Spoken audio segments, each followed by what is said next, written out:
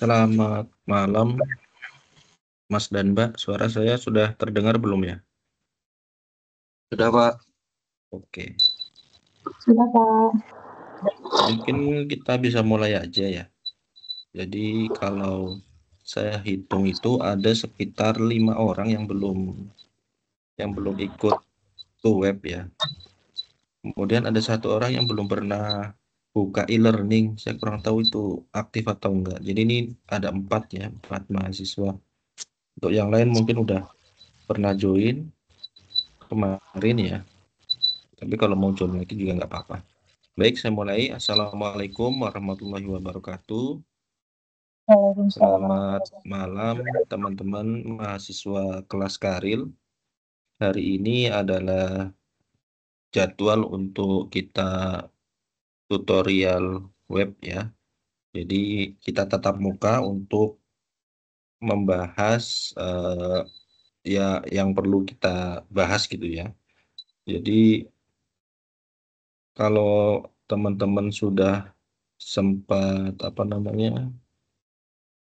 membuka link yang pernah saya share di grup ya. Sebenarnya di situ ada bahan to web ya. Ininya apa? Linknya. Ada di bahan to web itu ada materi-materi ya. Jadi ada buku tentang metode penelitian, kualitatif kuantitatif, ada panduan Karil, ada gaya selingkung. Itu maksudnya eh, format gitu ya. Format gaya dan format tentang penulisan karya ilmiah gitu. Kemudian ada materi untuk web 1, materi web 2, materi web 3. Kalau teman-teman sudah sempat buka, jadi hari ini nanti aktivitasnya ya berarti di folder web 1 ya, ada di sini begitu. Jadi kalau saya coba coba tuliskan aktivitasnya untuk web 1 ini sesi perkenalan ya, tutor dan mahasiswa. Kemudian nanti saya coba menjelaskan mengenai panduan ya. Panduan dari mana? Teman-teman akses saja link yang ada di deskripsi grup ya, ada di situ ada bahannya. Jadi nanti ada bab 1 halaman fokusnya halaman 3335 sama fokusnya di bab 2 halaman 3944. Kemudian ada PowerPoint yang ada di e-learning juga coba nanti sampaikan ya. Sama penjelasan tugas 1 serta mungkin ini ada pencarian itu ya nanti ya, pencarian referensi itu. Baik, saya mulai saja. Jadi sesi perkenalan dulu dari saya ya, teman-teman. Jadi nama saya itu Dwi Ridho Aulianto ya. Dwi Ridho Aulianto, saya arsiparis. Jadi bukan dosen ya, tapi arsiparis di Badan Riset dan Inovasi Nasional. Kantornya ada di Jakarta. Gitu ya. Kemudian saya itu lulusan dari D3 Kearsipan, kemudian melanjutkan S1 Ilmu Perpustakaan dengan peminatan kearsipan ya. Ini di Universitas Diponegoro Semarang.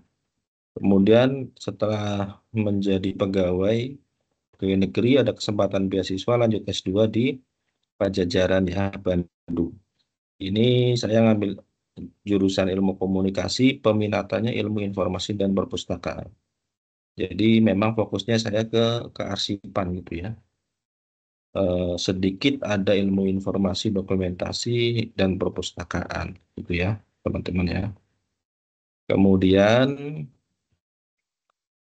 saya masih arsiparis pertama gitu ya, masuk di zaman PNS pertama itu 2014 saya masuk di LIPI. Kemudian aktivitas pekerjaannya ya sebagai seorang arsiparis ya. Kalau Mas dan Mbak belajar kearsipan ya seperti itulah pekerjaannya. Dari penciptaan, penggunaan, pemeliharaan, sampai penyusutan ya. Penyusutan nanti ada pemindahan, pemusnahan, penyerahan. Semuanya termasuk nanti ada pembinaan, penyusunan NSPK kearsipan, pembinaan, kayak gitu ya, sosialisasi, dan seterusnya lah, semua hal. Karena posisinya saya ada di unit kearsipan pusat gitu ya, unit kearsipan 1. Jadi kegiatannya memang full kegiatan seluruh hal-hal terkait kearsipan. Kemudian sedikit kompetensi saya terkait jurnal ilmiah nih. Kenapa saya oleh UT diarahkan untuk menjadi pembimbing karya ilmiah gitu ya. Mungkin karena saya punya pengalaman ya, ketika saya bekerja di LIPI ya, sebelum menjadi BRIN ya, namanya LIPI. Saya itu berada di layanan yang namanya ISSN ya, teman-teman ya. Kalau teman-teman pernah melihat barcode di sebuah majalah ya, atau jurnal, ada barcode-nya itu gitu ya. Nah, itu nomor ISSN-nya, barcode-nya itu dari LIPI. Nah, kebetulan saya yang istilahnya memberikan pelayanan di situ ya dengan tim gitu. Jadi karena pelayanan ISSN terkait dengan jurnal ilmiah, saya mempelajari mengenai jurnal ilmiah, standar jurnal ilmiah itu seperti apa. Di dalam jurnal ilmiah itu berisi kumpulan artikel ilmiah gitu ya, atau karya ilmiah. Makanya pelan-pelan saya coba belajar dari situ. Jadi prosesnya saya belajar tentang manajemen jurnal yang konvensional dan yang elektronik. Jadi sebagai pengelola jurnal gitu ya. Kemudian bagaimana proses penerbitan jurnal gitu ya, dan akreditasi. Jadi ini adalah pengalaman saya di kompetensi terkait jurnal ilmiah. Kalau lainnya ya pengalaman kearsipan ya, jadi tim unit kearsipan, penyusun NSPK gitu ya, pedoman seperti itu ya, peraturan dan seterusnya. Tim penilai, penyelamatan dan seterusnya. Untuk belajarnya, untuk pengajaran tutor ya di UT, kemudian pernah di Undip ya, secara online ya. Zaman dulu kita COVID itu, saya pernah menjadi dosen luar gitu ya, di Undi. Kemudian ya lainnya hal-hal terkait jurnal lagi ada sebagai tim redaksi, verifikator, reviewer, dan seterusnya ya teman-teman ya. Ini sedikit mengenai profil saya. Nah kalau untuk tulisan, kalau teman-teman sudah coba mencari referensi gitu ya, salah satu sumber referensi yang bisa kita gunakan ada Google Scholar gitu ya teman-teman. Google Scholar adalah database yang berisi kumpulan karya ilmiah gitu ya, baik berupa artikel maupun berupa dari jurnal ilmiah maupun dari proceeding gitu ya, maupun dari buletin majalah gitu ya. Biasanya ada di sini yang ilmiah ataupun semi ilmiah mungkin ada juga. Nah, biasanya seorang pengajar itu ya, dosen, periset, kemudian atau orang yang pernah publikasi ya, pernah publikasi di sebuah jurnal nanti punya profil Google Scholar. Google Scholar itu nanti menampilkan tulisan yang pernah ditulis oleh si orangnya gitu ya, baik secara mandiri maupun secara kolaborasi gitu ya. Nah, di antara tulisan saya ini ada tulisan kolaborasi dengan mahasiswa UT nih. Jadi yang ini, yang implementasi tentang naskah dinas ya, penciptaan surat keluar pada Dinas Pekerjaan Umumnya ini adalah kolaborasi dengan kelas karir seperti ini di semester lalu kalau tidak salah ya. Dan yang kedua yang ini, pengelolaan arsip digital yang ini ada 2 yang kolaborasi dengan mahasiswa kelas karya ilmiah. Kemudian satu lagi ini ada juga, kalau ini saya coba bahasa Inggris kan gitu ya. Berarti ada 3. Sebenarnya ada satu lagi itu sudah diterima di jurnal namun belum terbit gitu ya. Jadi ada 4 sebenarnya. 3 dari semester lalu dan 1 dari semester sebelumnya lagi gitu ya. Karena proses penerbitan jurnal itu agak lama ya teman-teman ya. Bisa 3 bulan sampai 6 bulan bahkan 1 tahun gitu ya. Ini prosesnya. Nah, kita nanti fokus untuk kelas karya ilmiah ini adalah belajar menyusunnya atau menulisnya ya. Menulis karya ilmiahnya gitu. Jadi karya ilmiah itu nanti ada di penjelasan ya. Bentuknya adalah artikel ilmiah ya yang diminta oleh UT adalah karya ilmiah dalam bentuk artikel ilmiah, bukan bentuk laporan kegiatan, bukan bentuk makalah, bukan bentuk yang lainnya, tapi memang formatnya format artikel ilmiah. Begitu ya teman-teman. Jadi itu mungkin sedikit ya perkenalan dari saya ya. Sekarang saya pengen tahu ya perkenalan dengan teman-teman mahasiswa. Jadi ini yang saya tandai adalah yang belum ikut web kemarin gitu ya. Jadi yang saya tanya adalah yang saya tandain gitu. Jadi di sini ada 7 orang mungkin sudah ada yang pernah ikut juga. Ini ngulang lagi nggak masalah ya, Mas dan Mbak. Mungkin saya sebut dulu yang belum di sini, Mbak Argita, Mbak Ar udah ya, maaf maaf. Mbak Fitrah ya ini ya, Mbak Fitrah, ada nggak? Maaf Pak, saya laki-laki Pak. Oh, mohon maaf, ternyata Mas ya ini ya. Iya. Fitrah Rahmandani. Iya Pak. Ini Mas Fitrah sudah bekerja atau Sudah belum? Pak, Bekerja di mana? di instansi Puskesmas Pak. Puskesmas Montang Utara 1. Ini berarti posisinya, profesinya ininya apa? Sebagai Admin saya Pak. admin, ngurusinya Iya. apa biasanya kesehariannya? Pendaftaran saya Pak.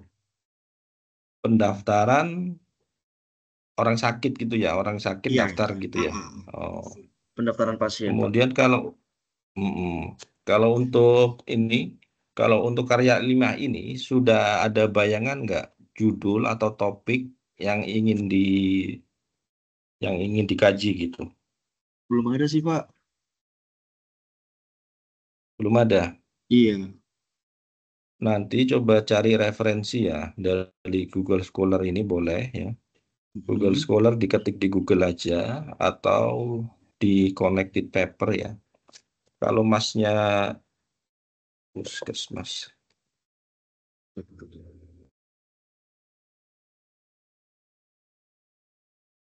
Jadi cari, maksudnya itu untuk nyari ide gitu ya. Untuk nyari ide eh, ya, tentang puskesmas misalkan ya karena kerjanya di puskesmas ya enaknya ngambilnya ya di kantor sendiri gitu ya.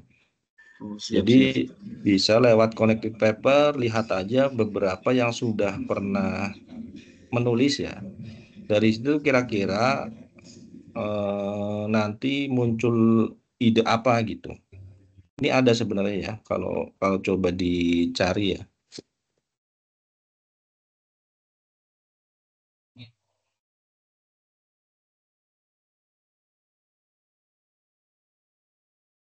Nah, pasti ada gitu ya. Nanti tinggal Mas Fitra coba kira-kira dari beberapa yang sudah dibaca lah ya, minimal judul-judulnya ini yang tertarik yang mana dan datanya yang paling mudah yang mana gitu.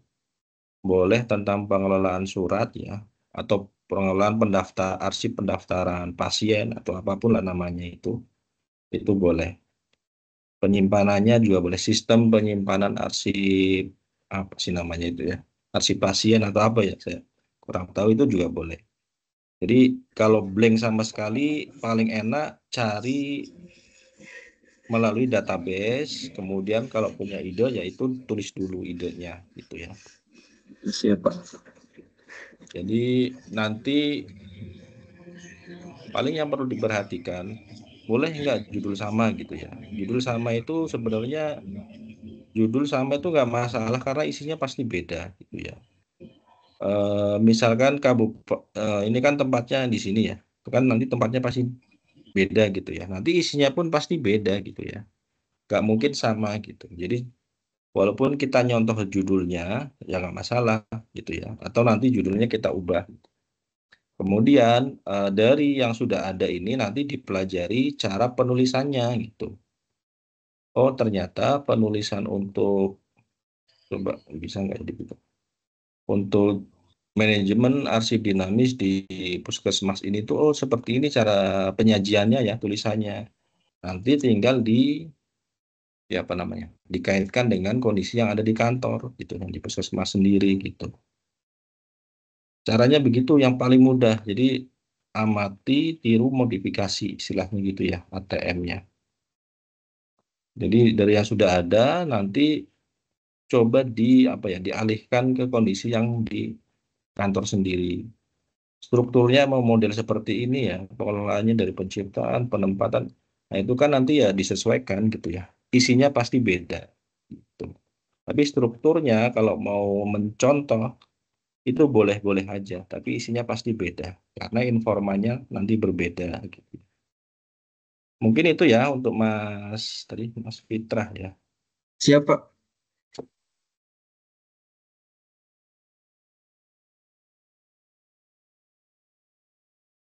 Kemudian berikutnya ini yang belum, Mbak Hartini ada? Iya, ada, Pak. Nah, Mbak Hartini sudah bekerja atau belum? Alhamdulillah sudah, Pak. Di mana bekerjanya? Instansi apa? Saya di BKK, Pak. BKK itu apa? BKK Balai Kekarantinaan Kesehatan, Pak. Hmm. Ini sudah punya ide untuk judul Insya Allah udah, Pak. tentang apa? Arsiparis, karena kemarin sempat juga membantu saya sebelum ke BKK ada di kelurahan, Pak. Jadi kebanyakan saya mungkin ambil yang di situ aja dulu, Pak. Tentang SDM kearsipannya, si arsiparisnya. Iya, betul sekali, Pak. Eh, tapi arsiparisnya ada kan ya? Seorang arsiparisnya ada nggak? Eh, Sebetulnya sih, Atau namanya pengelola arsip karena akan berbeda nih nanti. ya betul pengelolaan arsip kayak Pak. Pengelola arsip ya. Iya, masalah ya pengeluaran surat, membikin surat masuk, surat keluar sama sih Pak dengan yang di Balai Kekarantinaan ini sama juga. Eh, Nomor surat, nomor apa semua lah Pak tentang Oh masalah. iya, berarti ya fokusnya persuratan aja, jangan SDM kearsipan di sini. Oh gitu Pak. Persuratan. Karena kan berbeda. SDM kearsipan itu nanti ada arsiparis sama pengelola kearsipan. Kalau fokusnya SDM, urusannya bagaimana meningkatkan kompetensi SDM itu atau analisis kelemahan kekurangan mengenai SDM di situ atau strategi peningkatan kompetensi SDM-nya. Kalau Mbak mau tentang persuratannya, fokus persuratan nanti. Oh gitu, bisa ya Pak ya Ya, gitu ya. karena berbeda. Jadi ketika nulis ini untuk semua ya, ketika nulis artikel ilmiah atau karya ilmiah, Hmm. harusnya itu kita itu fokus terhadap satu ini aja, satu pembahasan saja gitu ya. Contohnya paling mudah, misalkan begini. Bentar, ya saya aja yang gampang. Mana? Nggak muncul. Jadi jangan semua diambil ya, nanti terlalu melebar, nggak fokus gitu. Jadi penciptaan itu ada banyak hal ya, mulai dari persuratan, surat masuk bisa sendiri, surat keluar bisa sendiri, penyusunan pedoman tata naskah dinas bisa sendiri, sistemnya bisa sendiri gitu, dengan semuanya, termasuk pemeliharaan, penyimpanan, penyusutan pun nyabang gitu ya, bisa sendiri-sendiri gitu. Misalkan mana ya yang langsung fokus. Ini ya, ini contoh yang kelas Kahril nih. Ini kan implementasi tata naskah dinas dalam penciptaan surat keluar. Hanya fokus ini aja nih. Jadi sudah ada pedomannya ya, peraturan kah atau pedoman kah itu ya tentang tata naskah dinas. Implementasinya bagaimana di unit-unit kerja di bagian-bagiannya gitu. Oh Fokus bisa, itu aja gitu. maaf Pak, bisa seperti Hmm. itu ya Pak ya? Hanya satu ini aja ya, nggak perlu seperti kita harus bikin surat keluar, surat masuk, semua kita bikin di situ enggak ya Pak ya? Enggak, kalau itu laporan kegiatan itu laporan magang. Kalau magang ya mungkin ya. Kalau magang, Mbak magang, kemudian seminggu di bagian persuratan, seminggu di bagian pengolahan, seminggu di bagian penyimpanan, itu laporannya nanti utuh tuh semua.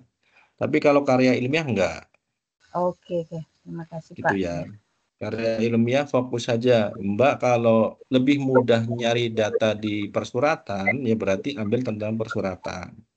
Tapi kalau lebih mudah nyari data tentang SDM, orangnya gitu ya, ya berarti nanti fokus ke orangnya gitu. Kalau kalau kita cari misal arsiparis ya, arsiparis. Kalau arsiparis kan berarti sudah orangnya ya, tapi arsiparis itu jabatan fungsional ya. Jadi tidak semua pengelola arsip itu seorang arsiparis gitu. Nah, misalkan ini peran kompetensi arsiparis terhadap penyelenggaraan manajemen kearsipan. Ini berarti langsung fokus ke orangnya, si arsiparisnya gitu. Budaya pengelolaan arsip, pengalaman arsiparis di Biro BMN, misal begitu ya.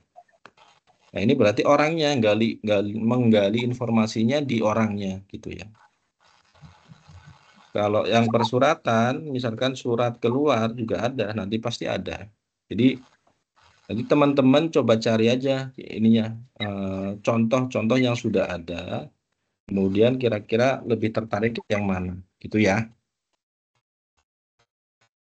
Untuk Mbak Hartini mungkin begitu ya. Terima kasih Mbak. Iya Pak, terima kasih Pak. Kemudian nih Mas Muhammad Ardi, apakah ada?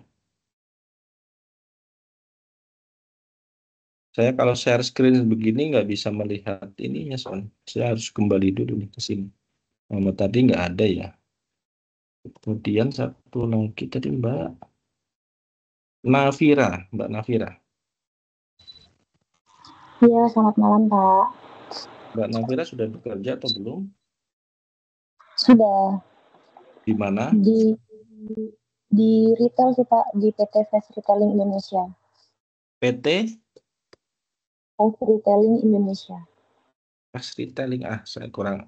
Itu tentang apa ininya? Bidangnya? Retail, fashion gitu, Pak.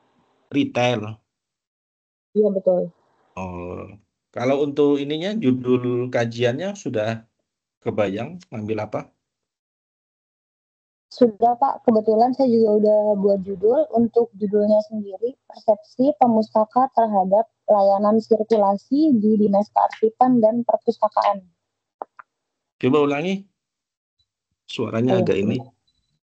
Ya. Sebentar.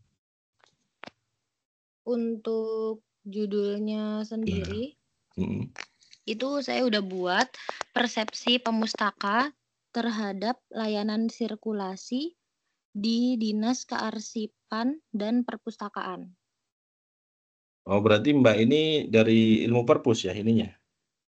Iya, jadi mau narik yang layanan sirkulasi di Dinas Kearsipan dan Perpustakaan ya, Pak.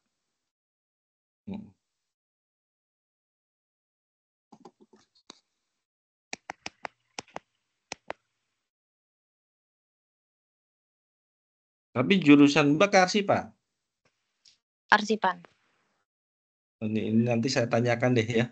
Saya belum Iya. nemu nih kalau kearsipan tapi ngambilnya. Ini kan kalau sudah ngomong pemustaka ini kan berarti orang yang menggunakan bahan pustaka ya. Ini lebih ke perpustakaan kan berarti ya sirkulasi Iya. pun perpustakaan kan ya. Iya. Ya sementara pakai ini dulu. Kalau judul mah ini berarti sudah jadi persepsi pemustakaan bla bla itu memang judul artikel karya ilmiah gitu ya. Tinggal dilanjutkan. Paling nanti saya tanyakan dulu ya untuk mahasiswa kearsipan ngambil perpus boleh nggak gitu ya. Nanti saya iya. infokan ya Mbak ya.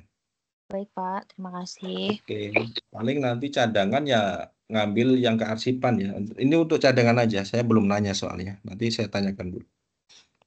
Oke, mungkin itu ya Mas dan Mbak yang untuk perkenalannya.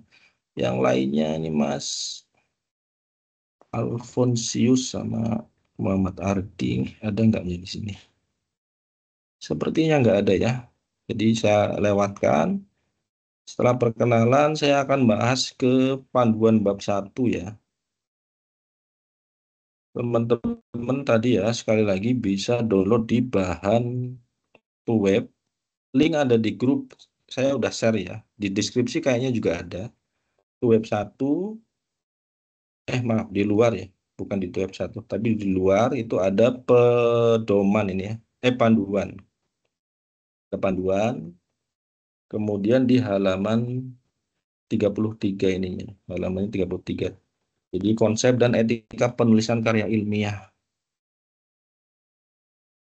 Karya tulis ilmiah atau KTI biasa disingkat karya ilmiah atau scientific paper, ditulis tulisan atau laporan tertulis yang isinya memuat hasil penelitian ini ya, atau pengkajian suatu masalah oleh seseorang atau sebuah tim memenuhi kaidah dan etika keilmuan gitu ya. Jadi sebenarnya bisa hasil penelitian berarti terjun langsung, ada objeknya biasanya. Ada objeknya, bisa terjun langsung, observasi, entah wawancara, entah nyebar kuesioner, itu biasanya kayak gitu ya. Atau kalau nggak ada objeknya, objek tempatnya, biasanya melalui pemikiran aja, hanya misalkan analisis, bla bla bla gitu ya. Tapi nggak ada tempatnya gitu. Jadi kayak hasil pemikiran aja gitu. Itu ya boleh ya, ternyata di sini boleh dibolehkan. Kemudian dibuat bisa mandiri atau sebuah tim. Biasanya kalau sudah bekerja kolaborasi ya, nulisnya itu kolaborasi. Tapi kalau masih belajar mahasiswa biasanya ya nulis sendiri atau dengan pembimbingnya gitu ya. Kemudian di sini disebutkan ya, karya ilmiah ini sangat beragam berdasarkan tujuan penulisannya. Ada karya ilmiah dalam pembelajaran, ada yang untuk kedinasan, kemudian karya ilmiah untuk publikasi. Jadi berbagai jenis tersebut ya. Dalam pembelajaran yang wajib diikuti para mahasiswa D4 dan sarjana, karya ilmiah yang dimaksud adalah artikel ilmiah. Nih ya, disebutkan seperti itu. Kemudian sebagai prasyarat kelulusan program dan akan didiseminasikan melalui, ini maksudnya disebarluaskan gitu ya, repositori UT atau Rama Repositori Kemendikbud atau jurnal ilmiah yang lain ya. Kalau repositori UT ya berarti lokal UT aja. Kemudian kalau ini Kemendikbud ya, Rama, atau jurnal ilmiah kayak tadi. Kalau artikelnya mau diterbitkan ke jurnal ya dicoba kirim ke jurnal gitu ya. Ya, bahkan jika hasilnya bagus melampaui standar, artikel ilmiah akan difasilitasi UT agar dapat diterbitkan dalam jurnal nasional atau internasional. Begitu ya, Bapak Ibu ya. Bapak Ibu, Mas dan Mbak ya. Kemudian berikutnya di sini ada elemen dan karakteristik karya ilmiah. Jadi sebuah karya ilmiah setidaknya memiliki 4 elemen, ada substansi, ini tadi yang mencerminkan kajian atau hasil penelitian, satu atau lebih bidang ilmu. Kemudian ada sistematikanya, atau cara urutan dalam rangka menyusun artikel. Jadi nanti tata urutan itu maksudnya di dalam bahan ya ada seperti ini ya, saya sertakan contoh template artikel. Jadi urutannya itu sudah terstruktur gitu. Jadi mulai dari judul, identitas penulis, abstrak gitu ya. Kalau ada 2 abstraknya Indonesia-Inggris, Inggris-Indonesia atau hanya Inggris saja atau hanya Indonesia saja gitu ya. Tapi nanti kelas kita Indonesia-Inggris ya. Jadi ada 2 maksudnya. Kemudian ada pendahuluan, setelah pendahuluan itu ada metode penelitian, ada hasil dan pembahasan, dan ada simpulan. Kemudian daftar pustaka. Jadi itu urutan strukturnya sudah ada gitu. Umumnya seperti itu. Paling kalaupun ada berbeda, paling setelah pendahuluan biasanya ada kajian pustaka. Itu ada juga yang model begitu ya. Atau studi literatur mungkin ada. Karena setiap jurnal itu akan berbeda-beda. Jadi artikel ilmiah itu menyesuaikan jurnal yang akan dituju gitu. Kalau kelas kita, kebetulan saya yang bimbing, Nanti formatnya seperti ini aja. Ini standar jurnal ya yang umumnya seperti ini ya. Kemudian ada format.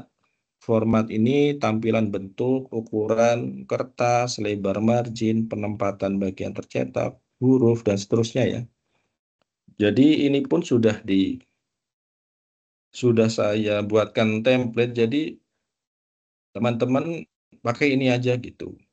Di sini ukuran 14 Times New Roman, di sini ukuran 12, ya udah pakai aja seperti itu. Abstrak cetak miring gitu ya, yang bahasa Inggris misal begitu. Nanti di bagian isinya 11,5, ikuti aja pakai yang ini. Gitu ya, jadi nggak usah pusing lagi. Termasuk kalau ada grafik, cara nyusunnya seperti ini gitu ya. Maksudnya format seperti itu. Kemudian ada, sebentar di sini ada Adan ya, dan Isa. Saya ini dulu. Tunggu apa namanya? Adan Isa dulu ya.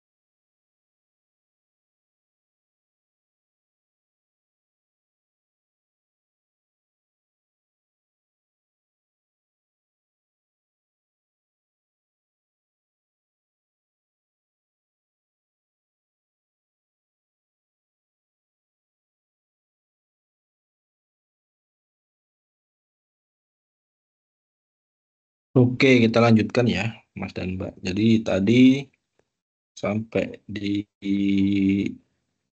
bagian mana tadi? Ini ya. Format sudah, ini ada style atau gaya, penggunaan ragam dan langgam bahasa, cara penalaran, penyajian ilustrasi, gambar, tabel, metrik, tata cara pengutipan dan penulisan sumber pustaka ya. Jadi ini maksudnya ya kayak tadi ya, misalkan nanti ada grafik atau ada gambar, penulisan informasinya ya, grafik tentang apa atau gambar tentang apa, sama sumbernya. Sumbernya itu hasil olahan sendiri kah, atau gambarnya itu sudah ada dari mana gitu ya, sumbernya dari mana gitu. Kemudian tadi cara pengutipan ya, cara pengutipan itu coba ada nggak ya di sini contoh.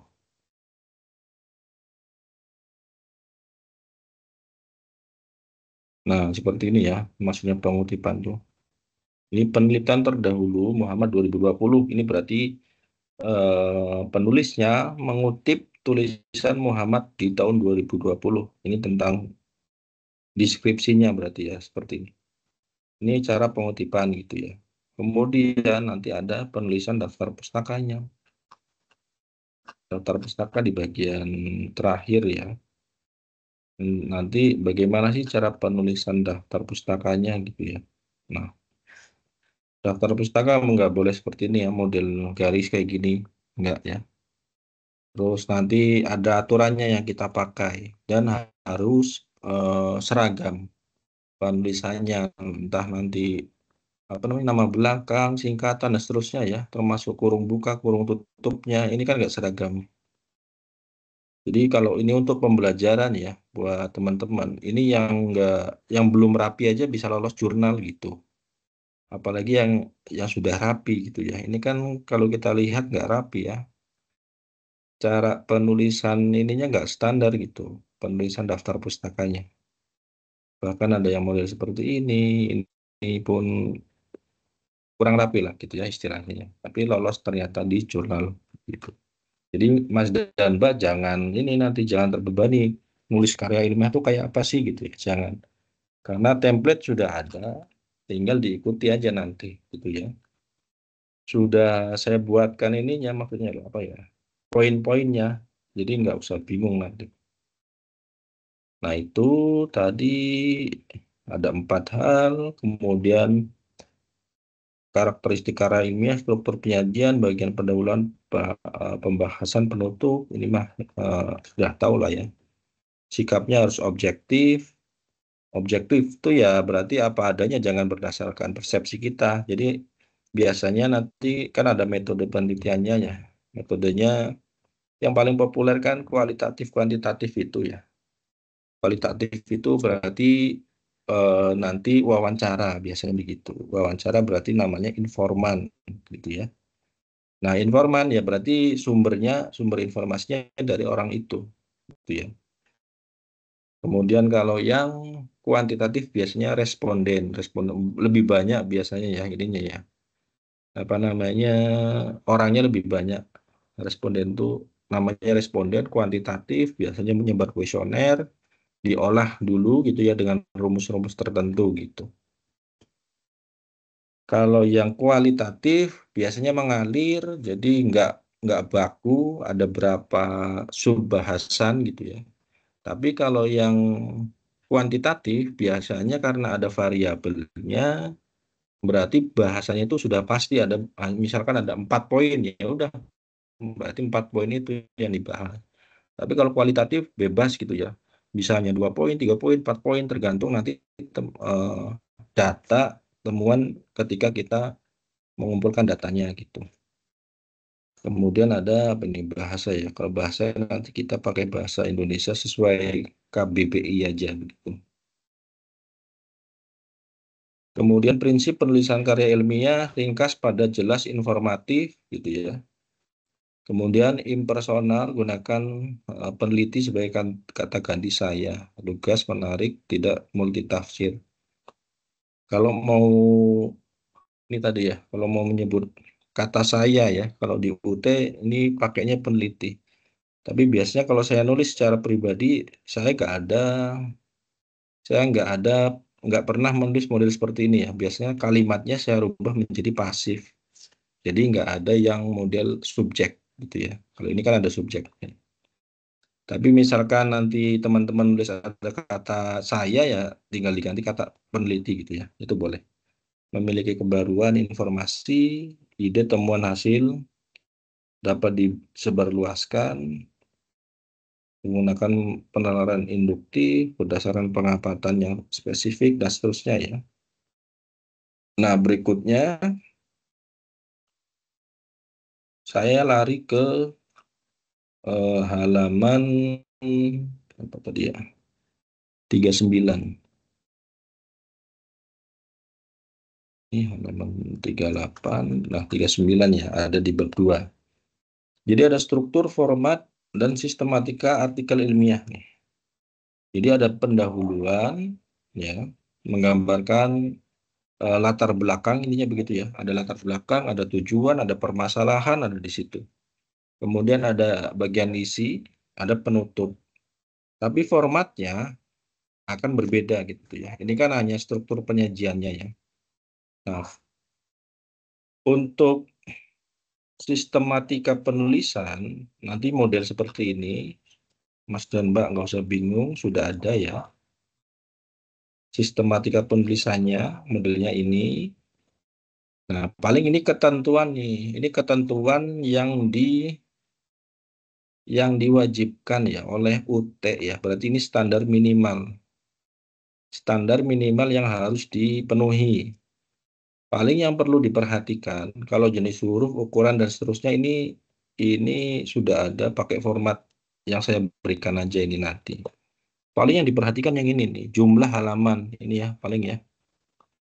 Jadi paling minimal itu 10 sampai 15 ini ya, 15 halaman.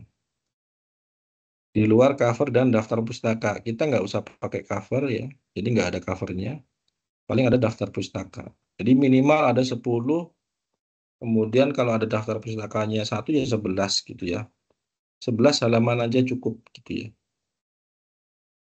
Kalau yang saya buat di sini kalau tidak salah jarak spasinya itu 1.15 gitu ya. Kalau Mas dan Mbak nanti panjang ininya kurang dari 10 bisa dibuat 1,5 gitu ya. Ini 1,5 spasi gitu ya. Karena umumnya jurnal itu nggak terlalu renggang ininya ya, spasinya. Jadi nanti disesuaikan aja. Jadi paling minimal ya 10 gitu ya. Paling minimal 10, kalau bisa 11 dengan daftar pustaka. Kalau mepet kepentok 10 dengan daftar pustaka ya udah sejadinya itu. Jadi penuhi dulu syarat minimal dari UT gitu ya. Kemudian yang ini tadi ya sistematikanya hampir mirip. Kalau di UT pakai angka 1, 2, 3, yang ini sesuai dengan gaya ya, gaya masing-masing. Nanti kita nggak usah pakai angka, sudah langsung model kayak gini ya. Pendahuluan, langsung tulis paragraf, langsung tulis paragraf kayak gini.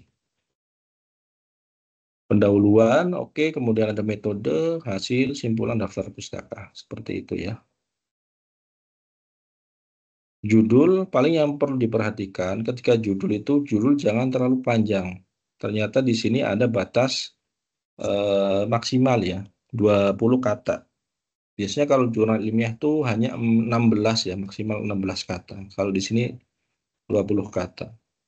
Jadi ketika membuat judul jangan terlalu panjang gitu. 1, 2, 3, 4, 5, 6, 7, 8, 9, 10, 11. Misalnya ini 11 kata gitu ya, atau 12 kata. Maksudnya ini ya, jumlah kata ini ya, Bapak Ibu ya. Mas dan Mbak ya. Kalau menyebutkan nama instansi terlalu panjang ya itu beda urusan ya, bukan itu. Tapi di luar nama instansinya, maksudnya begitu ya. Atau ada yang studi kasus kan panjang juga, itu juga enggak.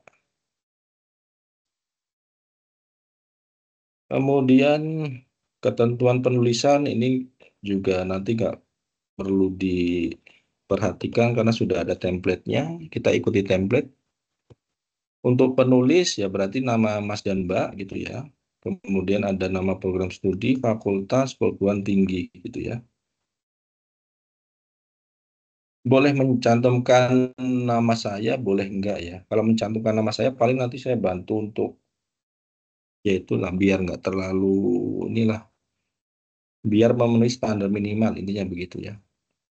Kemudian ada abstraknya jangan lupa nanti syaratnya tadi ya di template sudah ada.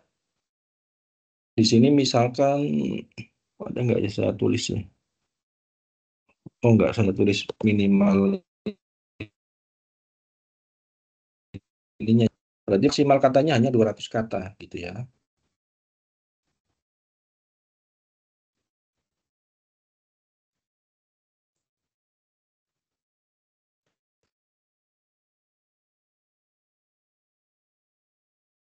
Jadi ini itu sudah ada poinnya ya. Yang namanya abstrak itu sebenarnya ada poinnya, bukan model rangkuman seperti ini gitu ya. Bukan rangkuman ya Bapak Ibu ya, Mas dan Mbak ya.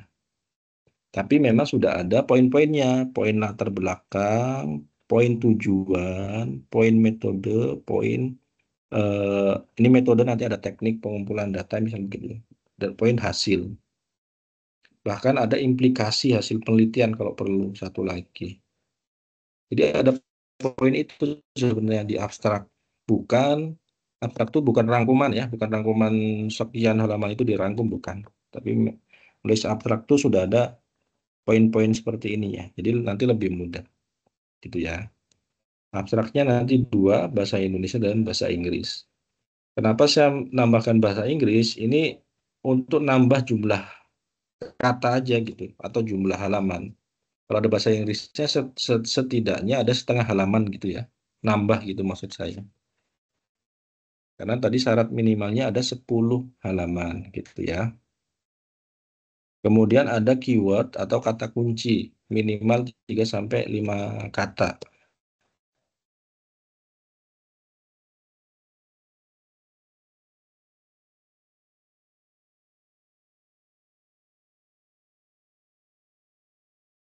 Nanti kata yang menggambarkan ya, namanya keyword atau kata menggambarkan isi tulisan ini gitu. Ini pun salah ya. Ini kurang, ini jangan jadi contoh deh. Ini kebetulan tadi hanya acak ya, Mas dan Mbak ya. Ini hanya acak, masih ada beberapa kesalahan penulisan nih, typo. Jadi misalkan kalau judul ini ya berarti manajemen arsip itu bisa menjadi keyword, arsip dinamis bisa menjadi keyword, puskesmas ugaan ini bisa jadi keyword gitu ya. Pengelolaan arsip bisa jadi keyword atau hasilnya nanti apa ya di sini ya. Tentang hasilnya pun boleh. Kalau ngomongin pengelolaan arsip ini menjadi keyword juga bisa ya, pengelolaan arsip gitu. Jadi keyword bukan kalimat ya, tapi hanya apa sih istilahnya itu, yang seperti itu ya, kata-kata, hanya hanya kata-kata benda yang seperti itu aja gitu ya. Arsip aktif, arsip dinamis, surat keluar, apalagi pemusnahan arsip, tergantung judul nanti sesuai judul dan isinya begitu.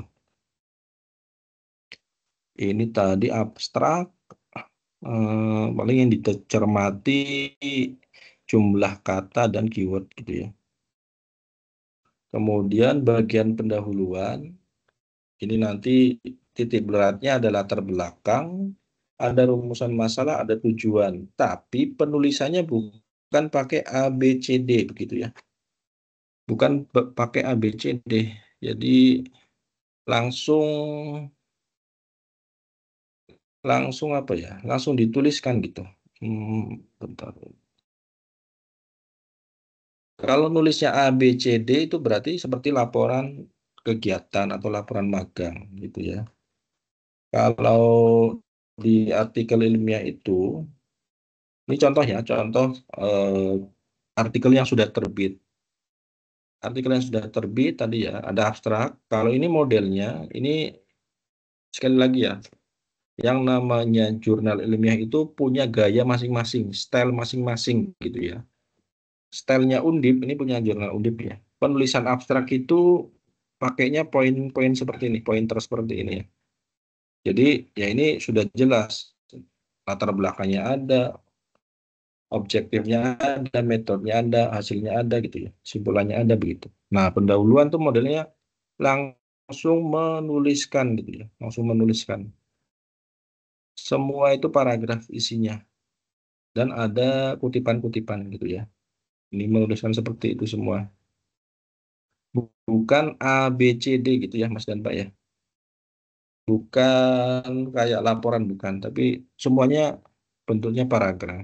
Makanya perlu memperhatikan contoh template yang saya berikan.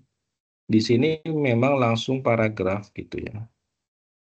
Di mana apa namanya tujuan, di mana apa tadi permasalahan ya ada di sini gitu ya, ada di dalam sini nanti. Jadi biasanya tujuan mungkin bisa di apa di paling bawah ya, atau dua paragraf terakhir itu bisa, atau di awal bisa. Intinya nanti ada apa namanya narasi yang menyatakan tentang tujuan penelitian itu. Biasanya di bagian bawah ya, berdasarkan latar belakang di atas, maka perlu dilakukan kajian mengenai bla bla bla untuk mengetahui kayak gitu. Kan udah jelas ya. Itu kemudian berikutnya ada kutipan ya. Kutipan tuh model yang seperti tadi ya. Kutipan tuh kita itu mengambil pendapat orang gitu, atau yang tertulis di tulisan orang. Misal ini ya. Misal saya ngutip tentang pengolahan arsipital yang baik akan menjamin ketersediaan informasi penting dalam kondisi darurat atau bencana sehingga kelangsungan operasional organisasi dapat tetap terjaga. Ini tuh menurut si Torborg gitu ya, tahun 2019.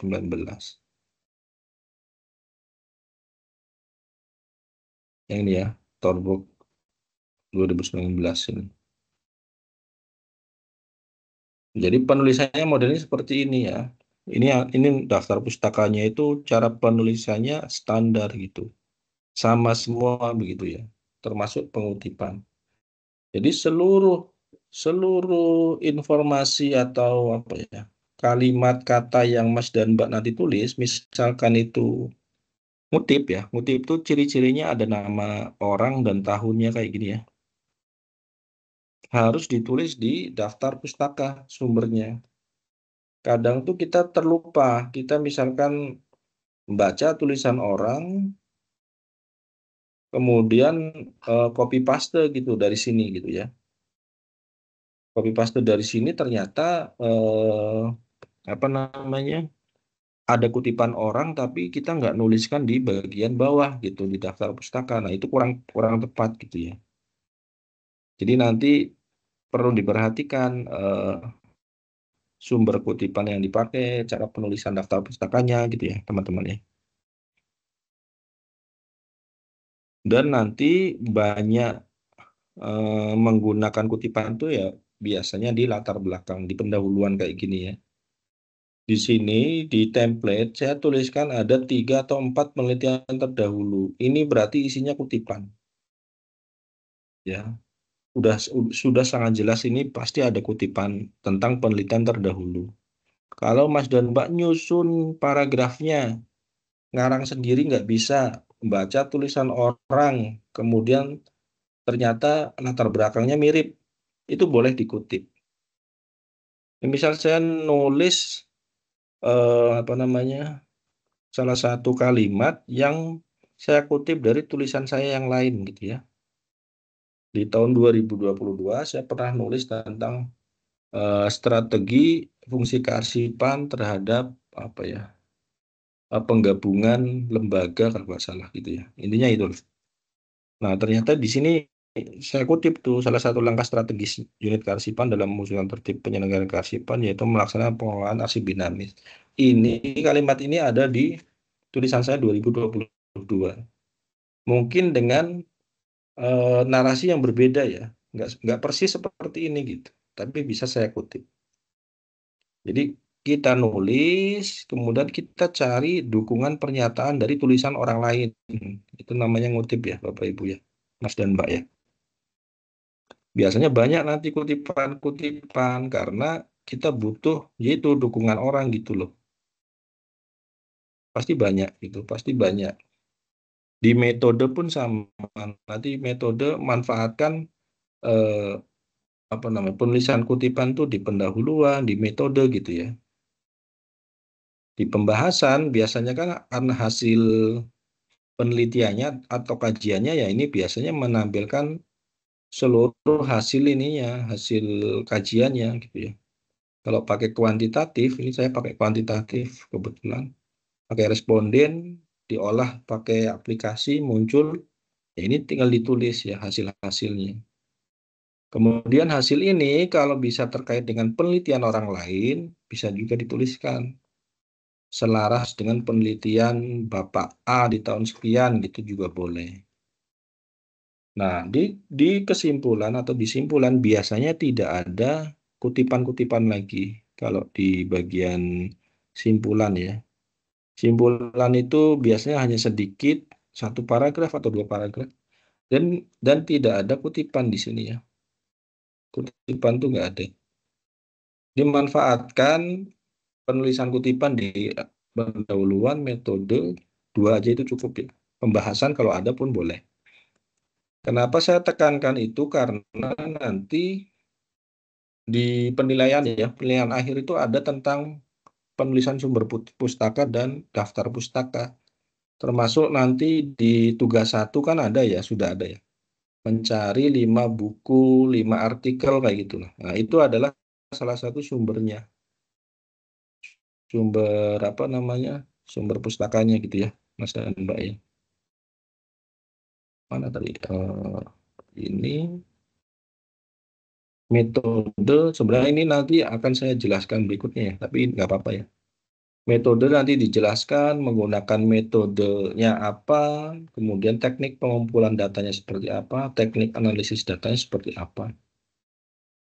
Kalau nggak pakai penelitian, pakainya yang tadi pemikiran kajian, ya ada berarti ada kerangka pikirnya, konsepnya seperti apa, gitu ya. Hasil ini biasanya saya sarankan itu dari hasil yang ada dibuat beberapa sub bahasan. Misalkan tadi tentang apa namanya pengelolaan surat keluar atau surat masuk dan surat keluar. Ya udah nanti dibuat 3 sub bahasan dari hasil data yang diperoleh. Sub pertama, misalkan ada nggak ya ini contohnya? Ya, ini contoh di jurnal artikel orang lain. Misal sub pertama ini manajemen arsip dinamis di PT. Ini sub namanya sub nih. Nanti berarti ada sub berikutnya gitu. Nah, itu tergantung dari misalnya faktor-faktor yang mempengaruhi ini berarti sub berikutnya. Itu berarti tergantung dari kita nih si penelitinya atau penulisnya. Dari hasil yang ada mau dibahas ya, mau dituliskan tuh ke dalam berapa subbab gitu. Kalau bisa 2, 3 subbab gitu ya.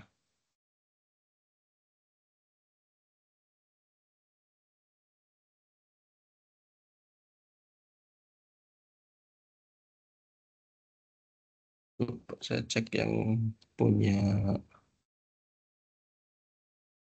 ini bisa dilihat nggak ya?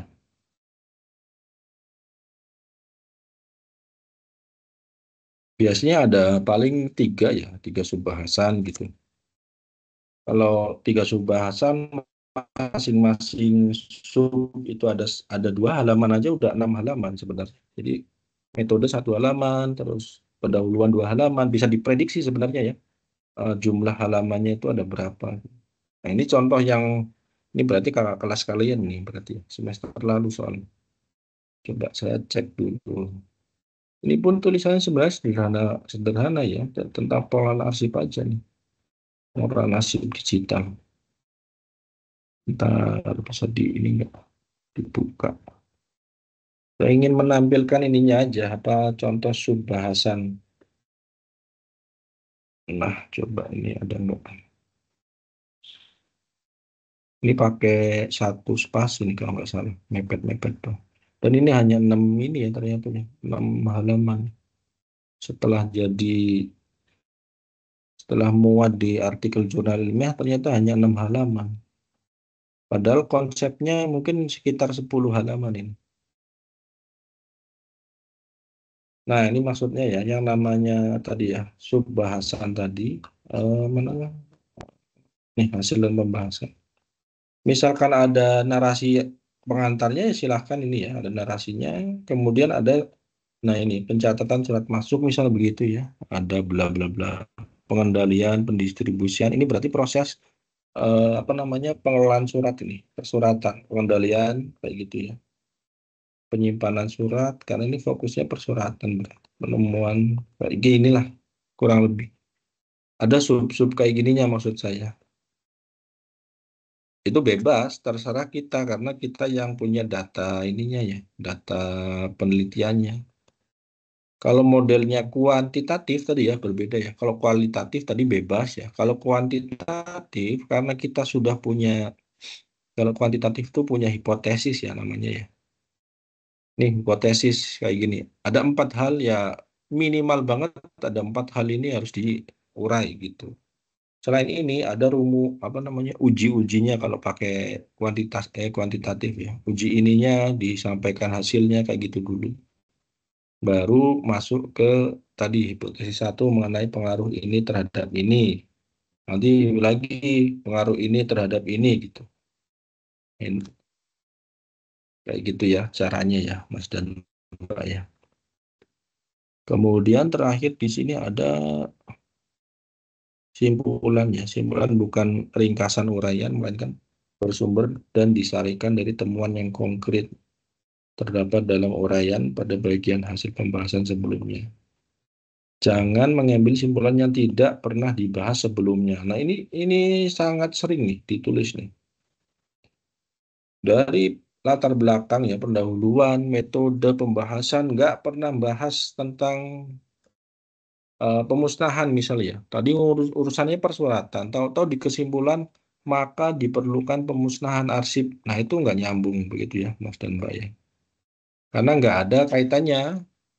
Dan ini sangat sering. Tadi tiba-tiba bilang tentang SDM-nya kurang begitu ya. Kurangnya perhatian pimpinan misal begitu. Padahal nggak bahas itu gitu. Nah, itu jangan disimpulkan seperti itu karena di atas kita nggak bahas itu. Jadi misalkan rekomendasinya nanti perlu adanya perhatian pimpinan agar itu nggak ada gitu maksudnya ya, karena nggak dibahas di atas. Kecuali Mas dan Mbak bahas tentang SDM, kemudian dari informasi yang diwawancarai menyebutkan bahwa tidak pernah dilakukan sosialisasi, tidak pernah dilakukan diklat, bimtek dan seterusnya. Nah itu perlu bisa nyambung. Tapi kalau nggak ada pembahasan sama sekali itu, jangan dituliskan. Atau rekomendasinya perlu pengadaan sarana kearsipan yang standar. Padahal di atas nggak bahas tentang sarana prasarana gitu. Nah, jangan seperti itu maksudnya. Jadi jangan nulis yang nggak pernah dibahas dan jangan menyimpulkan data yang kurang lengkap gitu ya. Terus daftar pustaka. Nah, ini yang minimal nih. Minimal yang diminta UT adalah 10 referensi. Referensi itu ya berarti yang ada di bagian bawah tadi ya, yang digunakan untuk mengutip. Kemudian 5 diantaranya bersumber dari artikel jurnal ilmiah, yaitu ya, nasional maupun internasional. Berarti sisanya boleh selain itu ya, mungkin buku atau majalah, gitu ya. Bahkan mungkin berita, tapi beritanya berita yang dari portal yang valid gitu ya, bukan blog-blog pribadi. Kemudian apa lagi ya? Kalau saya sarankan ya hanya buku dan artikel jurnal ilmiah aja yang dipakai. Atau bahkan seluruhnya artikel ilmiah saya lebih suka seperti itu. Jadi dari 10, 7 artikel, 3 buku saya nggak masalahkan ya, gitu ya. Karena minimal ada 5 artikel ilmiahnya. Jadi misalkan tadi yang mana ya contohnya tadi? Oh, udah saya tutup ya. Nah ini contoh ya, misal kalau di jurnal ilmiah yang, karena sekarang ada akreditasinya ya teman-teman ya, ada tingkatannya lah. Kalau minimal Sinta 3 biasanya referensinya itu diminta 20% sumber sekunder, 80% sumber primer. Sumber primer tuh artikel ilmiah kayak gini ya contohnya. biasanya saya kalau nulis dipastikan ada nomor DOI-nya atau alamat artikelnya, sehingga memang ada gitu ya tulisan itu begitu. Nah, ini biasanya kalau ada linknya itu berupa artikel ilmiah, tapi kalau nggak ada linknya biasanya berupa buku gitu ya. Nah, ini ada artikel ilmiah tapi linknya belum ditulis nih, saya berarti kelupaan ya. Nanti teman-teman nulisnya secara lengkap kalau bisa begitu. Nah, ini contoh aja. Ini dari sekian banyak ternyata bukunya hanya 1, 2, mungkin 3 atau 4 ya dari sekian banyak. Itu dari mungkin 25-an. Nah, itu adalah syarat minimal yang diminta. Oke, paling ini sampai sini ya, sampai bab itu aja. Kemudian berikutnya apa lagi nih? Berikutnya PowerPoint dari UT. Sebentar.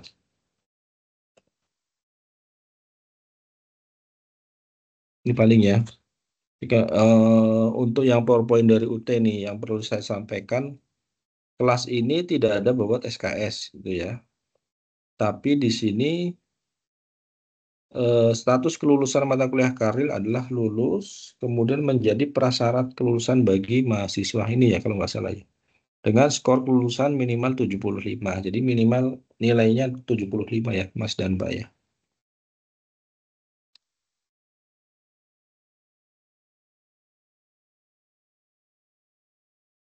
Nah, apa yang dinilai gitu ya? Apa yang dinilai ya?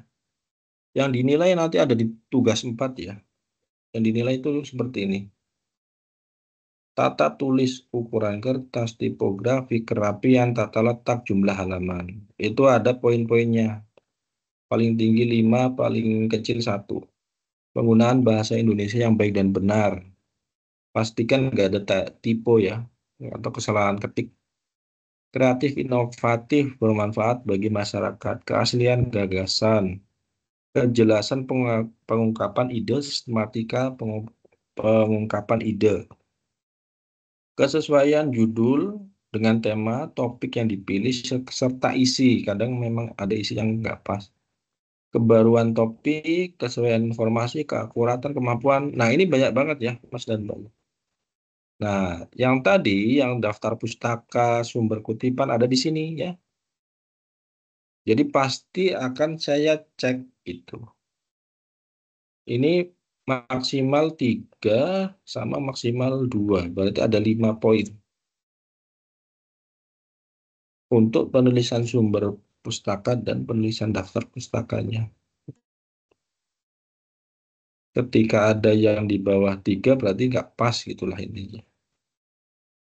Nah, ini contoh ya, contoh aja nih. Ini angkanya, ini berarti lulus, ada yang nggak lulus nggak? Ya mungkin ada gitu ya. Nggak lulus berarti kemungkinan nggak mengumpulkan tugas gitu ya.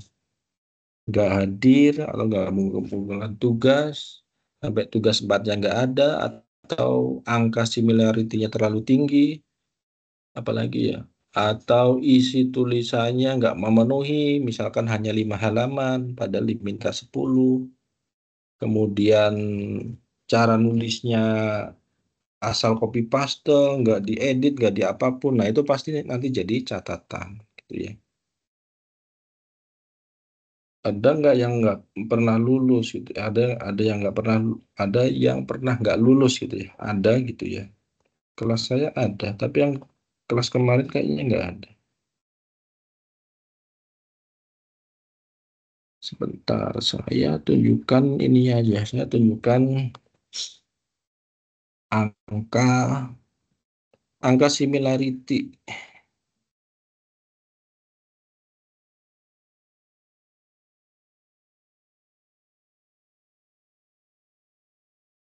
Oke lah, ini aja deh yang gampang.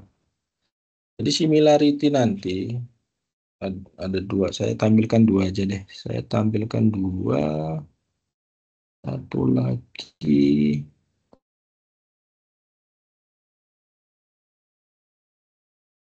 Similarity. Ini hanya contoh ya.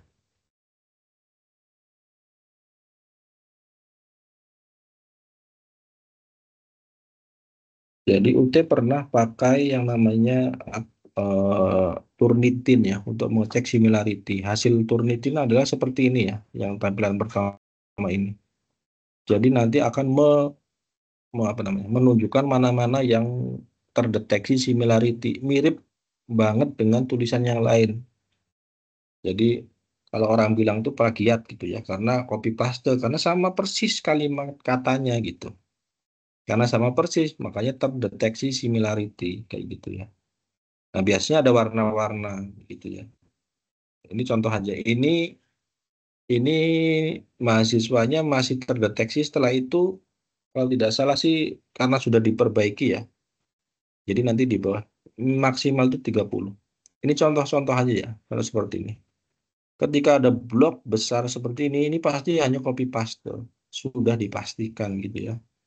Ada di nomor 2. Nah, nomor 2 itu apa? Nanti ada di bagian bawah. Ada nomor 3, ada nomor 4. Ini blok, wah apalagi seperti ini. Itu pasti hanya copy paste. Kayak gitu ya. Jadi teman-teman mohon kalau ngutip nanti diperhatikan ininya ya. Hasil kutipannya itu kalau bisa diparafrase gitu. Parafrase itu maksudnya dirubah ulang. Nah ini, nanti muncul. Nah ini, angka 2 itu maksudnya ini ada di sumbernya, ada di jurnal Unilak misal begitu ya. Nomor 1 itu berarti ada di jurnalnya. Nah angka ini 52 kan berarti terlalu tinggi. Kalau ini tutor nggak bisa bantu, nggak bisa menilai karena angkanya tinggi. Yang tutor nilai adalah yang angkanya 30 ke bawah ya. Jadi display di tempat saya itu yang di atas 30 nggak muncul gitu. Jadi saya membantu yang di nilai yang di bawah 30. Kalau di atas seperti ini biasanya saya kan biasanya koreksi dulu, kemudian hasilnya saya kasihkan mahasiswa perbaiki gitu ya. Kalau setelah diperbaiki ya nanti akan berkurang gitu ya. Kalau angkanya 90 sekian gitu ya, itu sudah dipastikan copy paste semua. Ya, 93%. Gitu ya. Jangan seperti itu ya, Mas dan Mbak ya. Nah, satu lagi yang ini di tahun 2000 berapa nih berarti ya? 2000 berapa ini? 24 kali atau 2000 ya 2024 ya. Aplikasinya berubah ya menjadi Drillbit. Dari tadi yang namanya Turnitin berubah jadi Drillbit. Nah, Drillbit ini agak-agak apa namanya? Nggak terlalu ketat gitu ya. Jadi angkanya biasanya lebih kecil gitu. Yang tadinya 30 bisa jadi 20 begitu. Jadi metodenya memang berbeda gitu ya. Nah, mudah-mudahan kelas yang sekarang ini nanti pakainya drill bit. Jadi nanti bisa lebih agak ringan lah, nggak terlalu ketat. Kalau yang Turnitin itu ketat sekali ya. Dan itu memang otomatis dari sistem terdeteksinya begitu. Termasuk nanti hasil similarity ini pun muncul sendiri ya, nanti di tugas 4 ya. Muncul sendiri, nanti bisa teman-teman juga bisa melihat angkanya berapa. Yang penting di bawah 30 itu sudah aman. Gitu ya. Di bawah 30, kemudian halamannya tadi ada minimal 10, semua unsur terpenuhi, insya Allah itu sudah lulus ya. Sudah 75 lah. Yang membedakan kan paling isinya nanti ya. Ada yang serius menulis, ada yang serius nyari datanya, kemudian serius nulisnya, itu pasti nilainya akan berbeda dengan yang hanya standar biasa begitu. Nah, untuk memenuhi similarity aja itu ya. Kalau bisa teman-teman nanti berjuang untuk gimana caranya mengurangi angka similarity gitu. Karena hanya di bawah 30 tuh mahasiswa agak kesusahan gitu biasanya. Biasanya masih di atas 40, 50 begitu ya. Nah, itu nanti PR-nya adalah melakukan parafrase gitu. Itu nanti di sesi 2 kita belajar tentang parafrase itu ya. Oke, mungkin ini ya tentang pengutipan ini nanti di web kedua. Nanti ada materinya juga. Mungkin itu Mas dan Mbak ya yang bisa saya sampaikan. Paling tambahan sedikit ya tentang penggunaan AI ya. AI Mas dan Mbak pasti sudah tahu banyak sekali AI yang dipakai. Saya nyontohin yang Gemini aja ya. Jadi saya hanya menyarankan penggunaan AI untuk ketika, ini contoh ya, judul artikel. Ketika kita bingung mau nulis apa, gitu ya. Berikan opsi 5 judul artikel ilmiah mengenai pengelolaan arsip di Puskesmas ABC, misalnya begitu. Kalau penggunaan AI-nya untuk modal seperti ini saya membolehkan ya, silahkan aja karena ini membantu daripada kita nyari di Google Scholar belum nemu, di Connected Paper belum nemu, pakai Gemini tahu-tahu sudah disajikan ya opsinya. Bisa misalkan evaluasi sistem pengelolaan arsip di Puskesmas ABC, maksudnya tempat Bapak Mas dan Mbak ya. Studi kasus, efektivitas dan efisiensi, misal begitu ya. Ini fokus pada penilaian sistem yang ada. Fokus pada teknologi dan jenis arsip. Ya, ini ada implementasi JRA dalam meningkatkan efisiensi pengelolaan arsip rekam medis di puskesmas dan seterusnya ya. Ini boleh nih kalau untuk hanya sekedar nanya tentang ini ya, nanya tentang ide judul itu boleh ya. Termasuk tadi apa namanya, misalkan kita ambil salah satu ya, yang ini aja deh, yang ini ya. Anggaplah ini mau kita pakai ya, terus buatkan kerangka tulisannya berupa pointer. Nah ini masih boleh ya. Ini pointernya saja ya, Mas dan Mbak ya. Tapi kalau isi enggak, karena akan berbeda. Karena yang tahu kondisinya itu Mas dan Mbak di kantornya itu kan Mas dan Mbak aja gitu ya. Bukan AI seperti ini. Jadi membantu menulis pointer itu boleh ya. Kita bingung nih mau nulis latar belakang apa ya isinya gitu. Oh tentang pentingnya pengolahan arsip dalam organisasi gitu ya di sektor pelayanan kesehatan. Ini kan kata kunci ya, kalimat kunci lah. Nah, ini nanti disesuaikan dengan kondisi yang ada di kantor gitu, atau instansi Mas dan Mbak. Ini hanya kisi-kisi aja dan bisa dipakai bisa enggak. Ini kalau ngeblank sama sekali. Penulisan apa namanya ini? Apa tadi kerangka ya. Kerangka model seperti ini masih saya bolehkan ya. Kan ada tugas satunya nulis kerangka ya. Nah, Mas dan Mbak model pakai kayak gini boleh. Tapi tadi ya harus disesuaikan, jangan copy paste plek. Ternyata ada yang nggak pas dengan kondisinya ya jangan gitu ya. Tinjauan pustaka nggak dipakai ya nggak usah ditulis gitu ya. Kemudian metodenya nanti ya disesuaikan, lokasinya disesuaikan kayak gitu aja. Itu saya bolehkan. Tapi penulisan daftar, tapi untuk apa namanya tadi?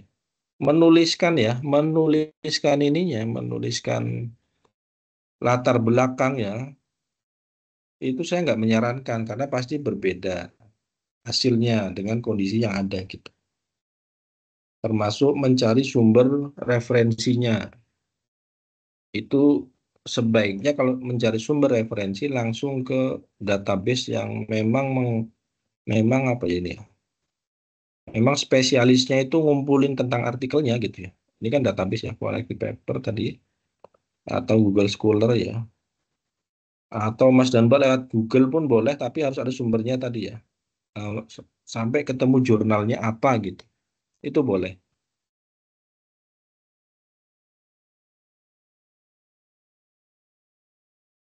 Jadi tidak untuk tadi ya, untuk apa namanya mencari sumber referensi.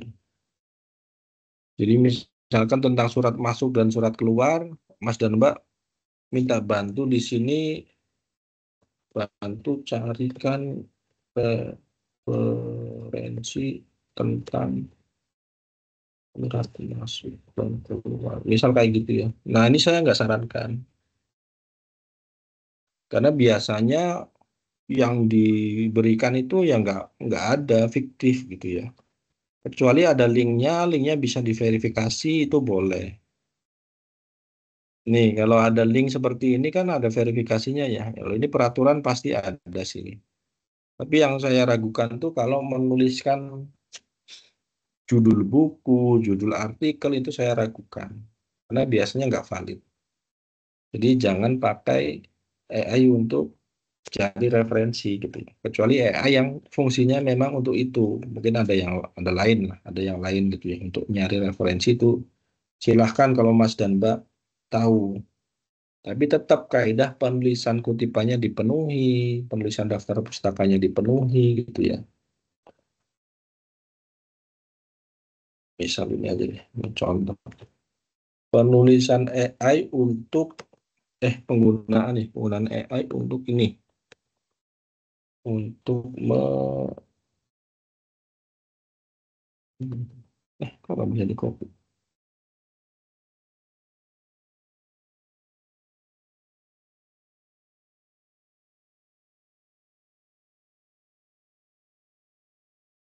Ini ya, misal ini.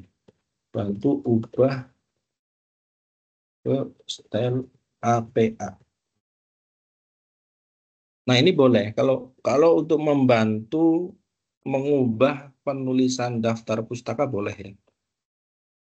Mas dan Mbak ketika membaca kemudian mau ngutip, setelah dikutip kan menuliskan daftar pustakanya. Ini kan nanti ada nilainya ya, gitu ya. Yang dipakai adalah APA, stylenya style APA. Ketika ada di sebuah jurnal, tulisannya kayak gini nih.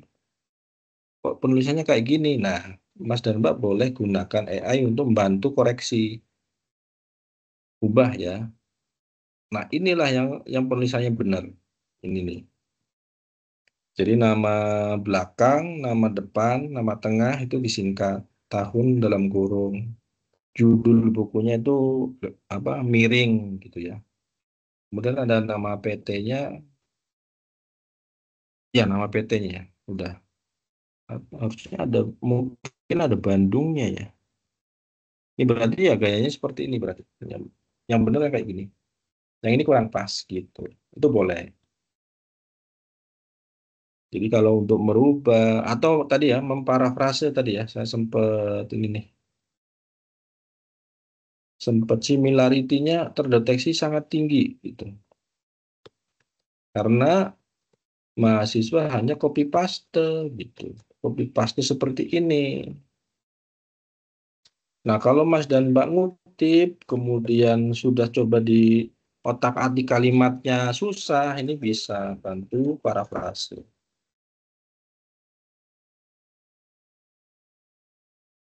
Parafrase itu mengubah kalimatnya ya, dirubah tapi tetap artinya masih sama.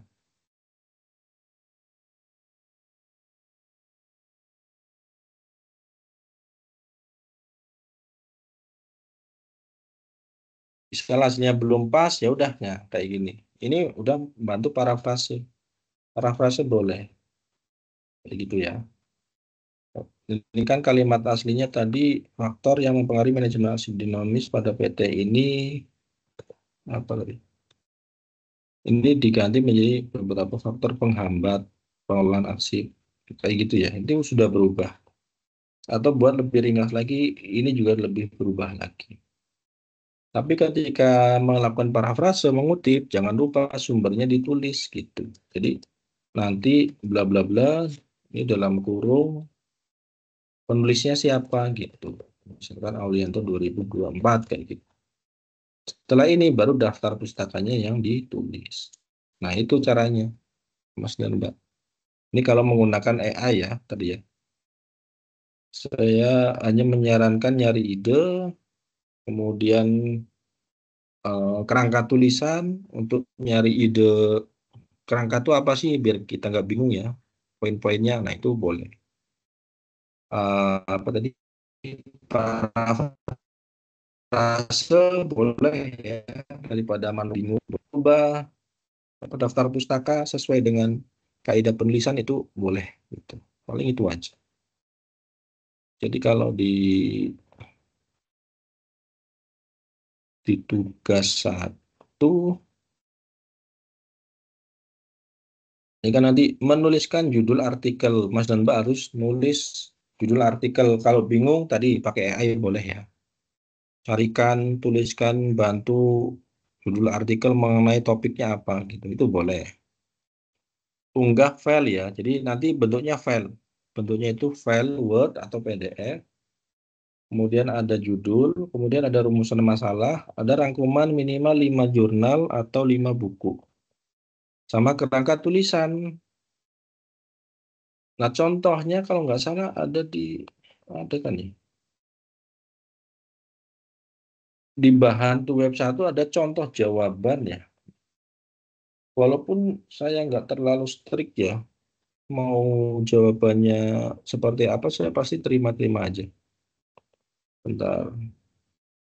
Contoh, apa tadi jawaban? Udah, ini aja deh.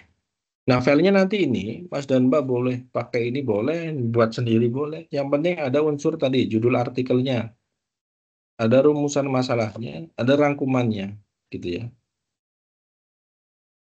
Rangkuman kalau mau sangat bagus ya, berarti bentuk tabel.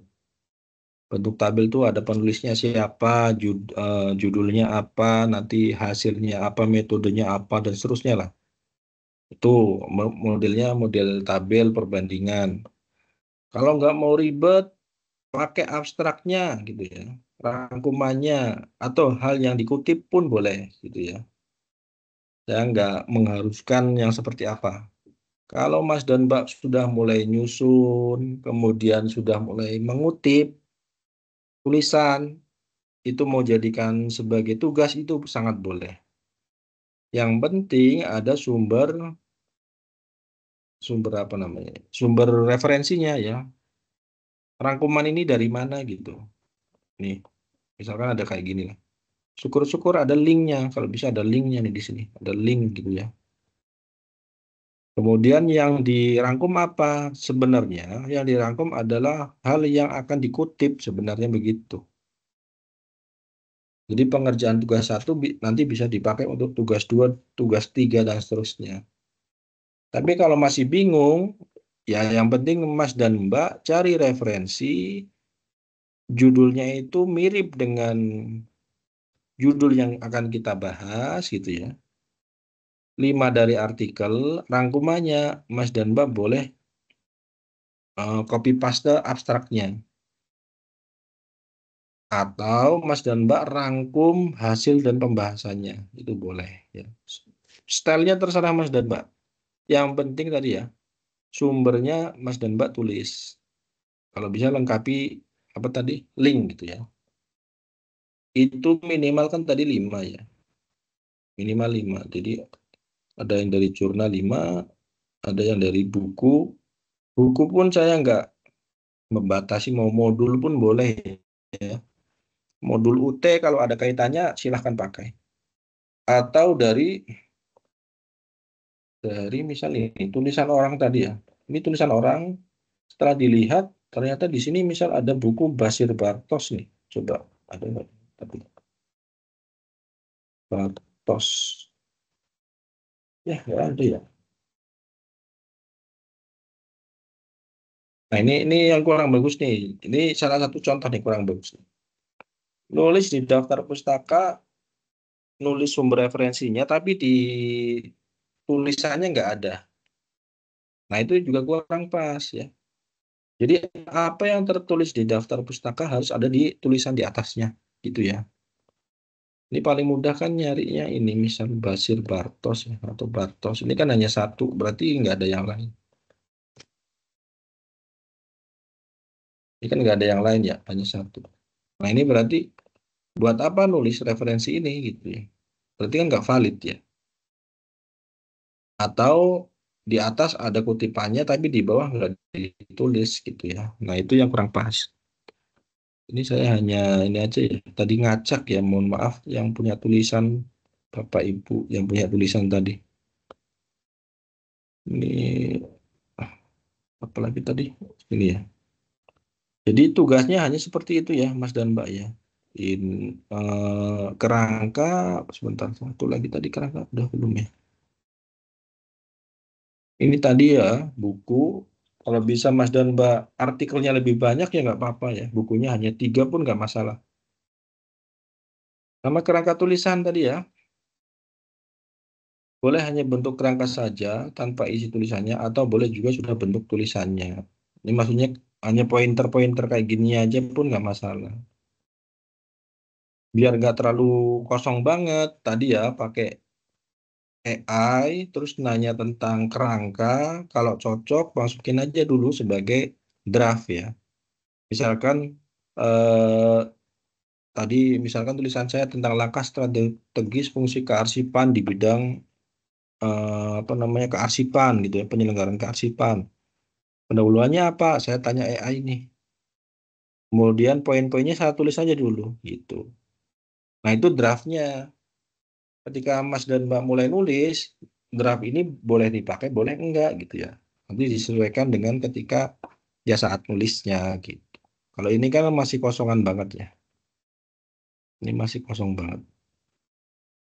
Udah paling begitu aja. Jadi saya nggak akan meminta Mas dan Mbak baca artikel gitu. Buat tabel perbandingan enggak. Yang pentingnya Mas dan Mbak bisa nyari sumbernya, kemudian nulis ya, nulis daftar pustakanya seperti ini, ada hasilnya gitu ya. Udah. Kerangka pun boleh pakai AI tadi ya untuk membantu. Mencari referensi tadi ya, bisa lewat Google Scholar, paling mudah, namanya Google Scholar. Kemudian ada juga mungkin Garuda Kemendikbud, ini juga bisa. Garuda nih ya, ini pun sama database. Misalkan tentang musnahan arsip. Tinggal diketik aja. Nah, ini kan muncul ya, ada 9. Ini pasti pemusnahan semua, misal begitu ya. Tinggal dipastikan aja. Kan tadi minimal 5 ya artikel ilmiahnya. Ini sudah 9 gitu ya. Atau apa naskah dinas. Ada 44. Teman-teman hanya butuh 5 gitu ya. Ketika tulisan kita tentang tata naskah dinas, ya kemungkinan besar ini semua bisa menjadi kutipan gitu maksud saya. Jadi untuk artikel ilmiah nggak mungkin kekurangan gitu kalau menurut saya. Garuda ada, Google Scholar ada, tadi ya apa ini connected paper ada, mau yang lain pakai itu juga ada, semantik ya. Sinta pun ada, pokoknya ada banyak lah ya. Jadi teman-teman nggak usah bingung. Nah, kalau buku memang mungkin referensinya sedikit ya. Ini saya kurang tahu yang open access ya. Aduh, loading. Kalau yang buku, saya jarang tahu database ininya, database pencarian buku ya. Nanti buku Mas dan Mbak cari sendiri. Paling kalau mau modul UT juga boleh, atau Mas dan Mbak di kantor ada buku, boleh, peraturan boleh. Paling kalau yang luar negeri paling ini ya, pakai DOAB ini bisa nih. Kalau nulis arsip ya ada sih, tapi bahasa Inggris ya. Ini secara umum. Kalau ini secara umum ya, karena buku nggak ada yang spesifik. Kalau spesifik tuh ya artikel ilmiah kayak gini. Paling itu aja, teman-teman. Sebelum ditutup, ada yang mau ditanyakan nggak?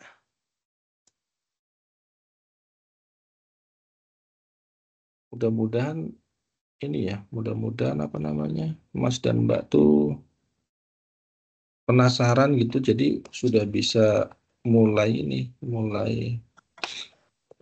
nyoba-nyoba nulisnya kah, atau nyoba-nyoba nyari referensinya kah gitu ya. Gimana, ada yang mau ditanyakan nggak? Izin Pak, mau bertanya Pak. Ya, silakan. Mau nanya, apakah selama penulisan karya ilmiah diberikan kesempatan untuk konsultasi Pak? Ya, konsultasi silahkan aja. Boleh Konsultasi japri oleh Zoom. ke saya, boleh lewat grup, boleh lewat japri, boleh. Terus Pak, Mm-mm. penulisan karya ilmiah ini ada batas waktunya nggak Pak? Batas waktu ada. Ini sampai dengan aktivitas belajar 14 nih. Ini berarti bulan apa nih? Bentar ya, saya coba lihat nih. Sampai 1 semester ini aja kalau tidak salah ya. 2 atau 3 bulan ini ya. Itu aja sih Pak. Terima kasih Pak. Mm-mm. Ya, ya, oke. Jadi ya memang ini sampai tanggal berapa ya? Sebentar, cek dulu. Biasanya 2 bulan atau 3 bulan kali ya. 2 bulan selihat saya kemarin Pak, kalau nggak salah. Ya, nanti di sini sebentar ada tugas 4, sebentar. Aduh, loading. Nanti di tugas 4 kan ada itunya ya, batasnya ya. Saya coba kita lihat. Ini kayak tugas 1 ini ada 4 Mei misalnya begitu ya. Nanti ada tugas, aduh loading.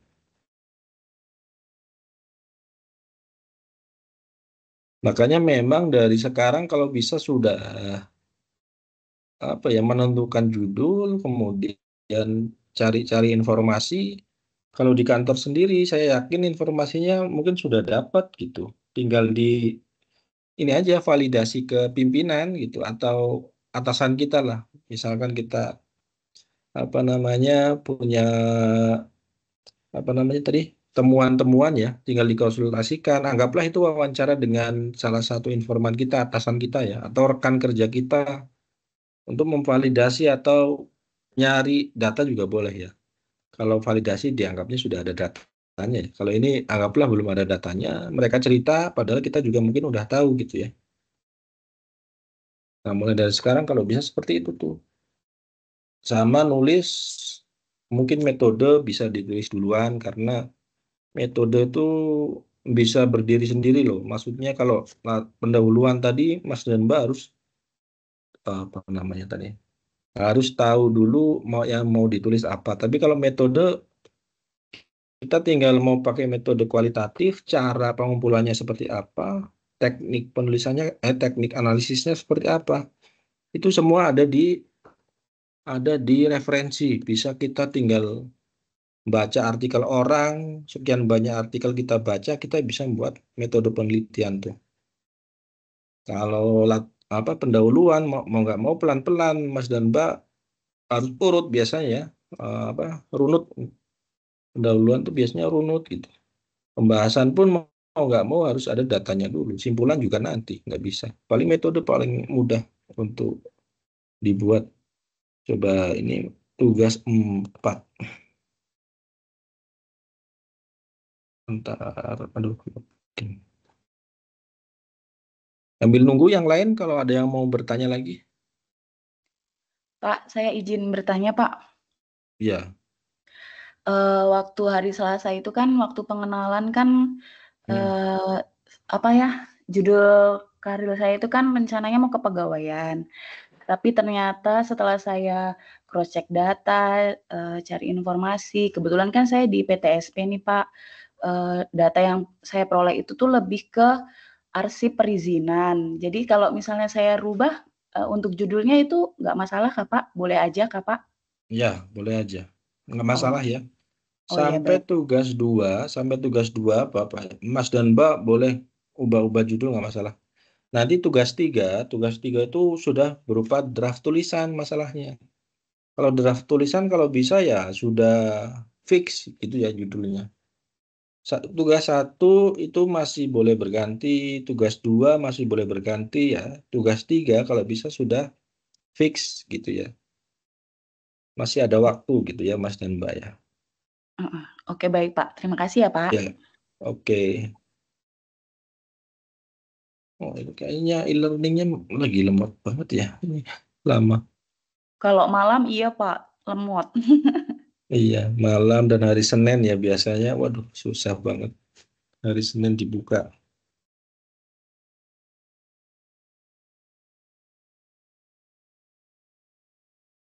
Ya mungkin Mas dan Mbak nanti bisa lihat aja ya di sesi pendahuluan itu ada tugas 4, diklik aja muncul nggak ya? Nanti ada tanggalnya tuh. Biasanya sih 2 bulan atau 3 bulan begitu.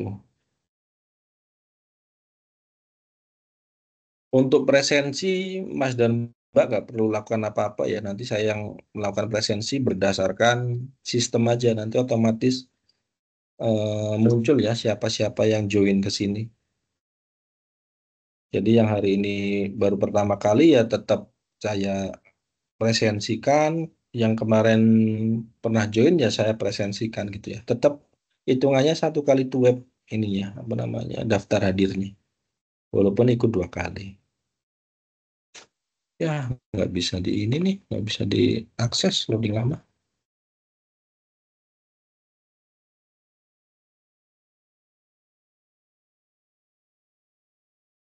Jadi harapan saya itu kelas kita tuh ya lancar aja gitu ya. Kayak kelas semester kemarin kayaknya nih lolos semua. Kalau melihat nilai nggak ada yang di bawah 75 ya. 75 mepet ya itu karena memang sudah dimaksimalkan itu ya. Ini namanya nama mahasiswa sudah saya hilangkan. Yang nilainya tinggi pun ada. Mahasiswa pertama berarti yang mengumpulkan tugas pertama kali nih. Tugas 4 pertama kali ternyata ternyata bagus juga gitu ya hasilnya.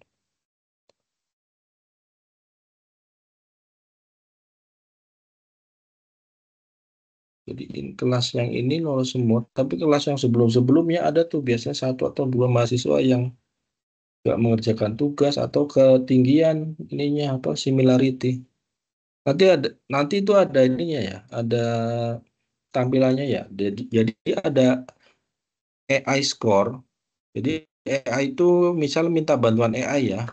Ini kan terdeteksi nih Mas dan Mbak ya.